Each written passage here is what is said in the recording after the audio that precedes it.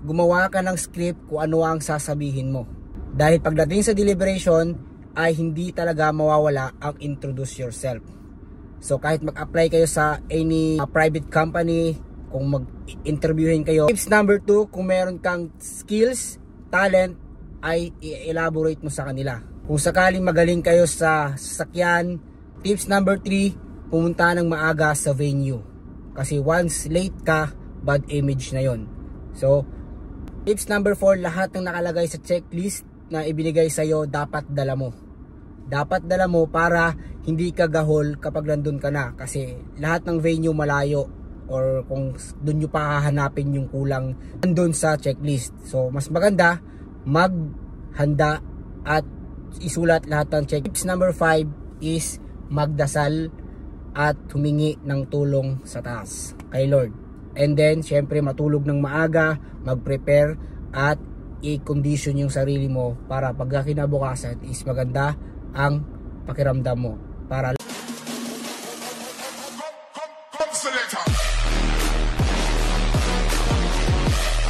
what's up mga ka-Power Fans? Welcome back sa aking YouTube channel, PG Sports TV. So na-miss nyo ba ako? Matagal-tagal din tayong nawala sa YouTube mga ka-Power Fans kasi nga na-busy tayo sa work. For today's video mga ka-Power Fans ay magsasagot lang tayo ng mga katanungan about sa tips for deliberation. So marami nga nagko-comment at nagtatanong about sa tips ng deliberation. So magbibigay tayo ngayon ng 5 tips para sa deliberation. At itong tips na to ay based on my experience. So possible na ma-encounter nyo to or hindi. Huwag kayo mag-relay sa tips na to. This is a guide for you. At disclaimer lang po, hindi po ako affiliated sa anumang process or recruitment ng Philippine Coast Guard or any branch of service.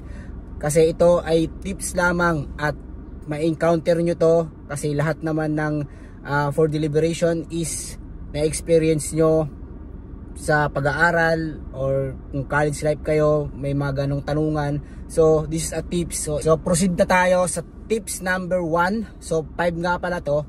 Tips number 1, gumawa ka ng script kung ano ang sasabihin mo. Dahil pagdating sa deliberation ay hindi talaga mawawala ang introduce yourself. So kahit mag-apply kayo sa any private company, kung mag-interviewin kayo, talagang hindi mawawala yung introduce yourself. So pagdating sa tanong na yan is sabihin mo lahat ng mga achievement mo sa buhay. Kumbaga, ibenta mo sa kanila yung sarili mo. Siyempre yung goods lang at yung totoo. Okay? So kung ano yung na-achieve mo sa buhay. Siyempre kung ikaw ay magaling sa ganito, sa ganyan, sabihin mo. At siyempre dapat tuloy-tuloy yung sentence na sasabihin mo. At huwag kayong mag-alala kung anong gamit yung words or yung language is huwag kayong mag-barrier kung English man yan o Tagalog. Okay? Basta express nyo lang yung sarili nyo at dapat maganda. Okay?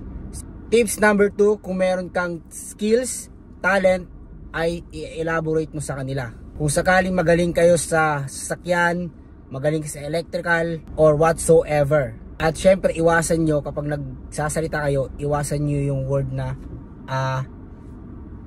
so at yung naglo-loading ka. Syempre bawas na yon kasi syempre hindi ka handa pagdating dun sa harapan mismo. So kaya ang tulad ng sinabi ko kanina is gumawa kayo ng script at syempre kawisaduhin nyo. Kasi pagdating nyo doon, kahit mawala kayo, may guide kayo. Okay? So hindi naman talaga totally yung script na yun is masusunod. Talagang may guide mo lang yun.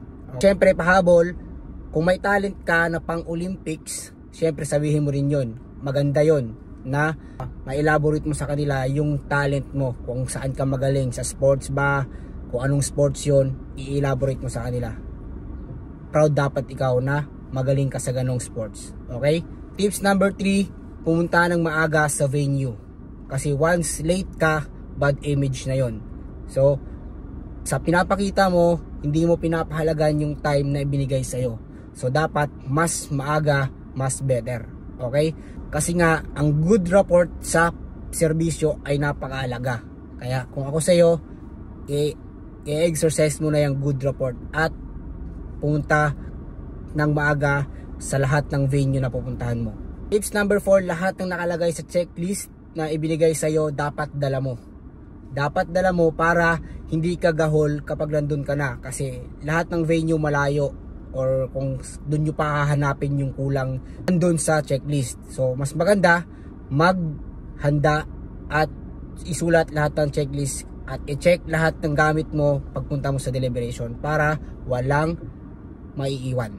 Last but not the least, tips number 5 is magdasal at humingi ng tulong sa taas kay Lord. And then syempre matulog ng maaga, mag-prepare at i-condition yung sarili mo para pagka kinabukasan is maganda ang pakiramdam mo. Para lahat ng tanong ay masasagot mo. Okay? So yun lang ang tips ko. Sana makatulong sa inyo. Sana makatulong sa lahat ng aspiring natin na makapasa sa deliberation. Okay? So yung tips na yon is possible na lumabas or possible na hindi. Kaya huwag kayong mag-rely, tulad ng sinabi ko kanina, huwag kayong mag-rely doon. Ito ay guide lamang. Okay? So kung kayo ay may paghahanda, gumawa kayo ng script at ayusin nyo lahat ng mga sasabihin nyo doon sa script para pagdating sa actual deliberation is handa kayo. Okay? So disclaimer ulit, hindi ako part ng recruitment at hindi ko alam kung ano yung mga pagbabago sa part ng deliberation. Okay? So ito ay guide lamang. Mas better pa rin na gumawa kayo ng sarili nyong script at gumawa kayo ng sarili nyong sagot para may paghahanda. Okay, mas maganda yung handa ka kaysa pumunta ka lang doon na wala kang baon. Kasi ang mangyayari sa iyo, maglo-loading ka at wala kang maisasagot. Kaya yung tips na yan, pwede mong magamit at pwede mong gawing guide. Pero hindi mo pwedeng talagang yan yung ano mo. It is a guide also para may idea ka. Okay? So lahat ng yon sana makatulong sa inyo. So ang gagawin nyo lang ay maghanda, magpray. Okay? So kay Lord. And then magpasalamat pagkatapos, and before and after magpasalamat kay Lord. And then syempre, don't forget to subscribe, share, and comment kung ano yung mga na-experience nyo after deliberation. Okay? So let's go. PG Sports TV, laging nagbibigay sa inyo ng motivation and tips pagdating sa pag-apply sa any branch of service. Okay, let's go. Bye-bye.